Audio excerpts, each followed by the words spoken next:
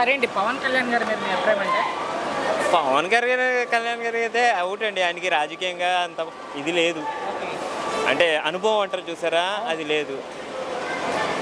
అదే అదే మనకి మైనస్ పాయింట్. ప్లస్ ఏంటంటే జనసేన వచ్చేసరికి ఇప్పుడిప్పుడే లీడింగ్లో వస్తుంది అది. ఓకే. దాన్ని ఆయన ఇంకా ముందుకు తీసుకెళ్లాలంటే మేము కూడా ఆశిస్తున్నాము. ఆయన ప్రస్తుతం అయితే హోమ్ చేస్తున్నారు. Home deputy CM. డిప్యూటీ అదే డిప్యూటీ సీఎంగా చేస్తున్నారు. ఇన్ ఫ్యూచర్ రావచ్చేమో సీఎం కింద. నెక్స్ట్ ప్రశ్న కూడా అదే అడుగుతాను. ఇప్పుడు డిప్యూటీ సీఎం ఎలా ఉంది పవన్ గారు పనితీరంటే? పర్లేదు, ప్రాబ్లం ఏం లేదు. ఆయన డిప్యూటీ సీఎం అంతా ఇది అంటే ఇంకా చెప్తున్నాం కదండి, అనుభవం ఇంకా పెరిగే ఎక్స్పీరియన్స్ రావాలి. ఆయన సీఎం అయితే బాగుందన్నారు ఇందాక. అవును. ఆయన ముఖ్యమంత్రి కావాలనుకుంటున్నారు అంటే యంగ్ జనరేషన్ అండి. ఇప్పుడు చంద్రబాబు నాయుడు 80+ అయిపోయారు. లోకేష్కి అంత జ్ఞానం లేదు. నెక్స్ట్ సీఎం వచ్చి జగన్కి ఈక్వలేషన్గా రావాలంటే పవన్ కళ్యాణ్ గారే రావాలి.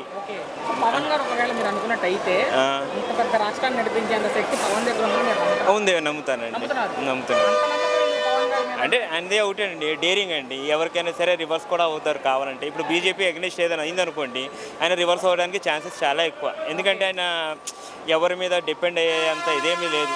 ఏంటంటే ప్రస్తుతం కూటమిలో చేరారు అంతే. ఆయనకి అంత సపోర్ట్ లేదు. లాస్ట్ ఇయర్ అంత ఇది రాలేదు, మెజారిటీ లేదు, అంతవరకే. కానీ ఆయన మెజారిటీ రావాలంటే ఫుల్ ఫ్లెడ్జ్గా రావాలి. పవన్ గారు సినిమాలు చేసుకుంటున్నారు, ప్రజలను గాలికి వదిలేసి అంటారు కొంతమంది. దాని మీద లేదండి, ఆయన మాత్రం మొత్తం రాజకీయంగా వచ్చేస్తారు. ఉన్నాయన్నీ అగ్రిమెంట్ రాసినవి. ఇన్ ఫ్యూచర్ అయితే రారు. పవన్ గారిని తిట్టే వాళ్ళకి ఏం చెప్తారు, వ్యక్తిగతంగా విమర్శించే వాళ్ళకి?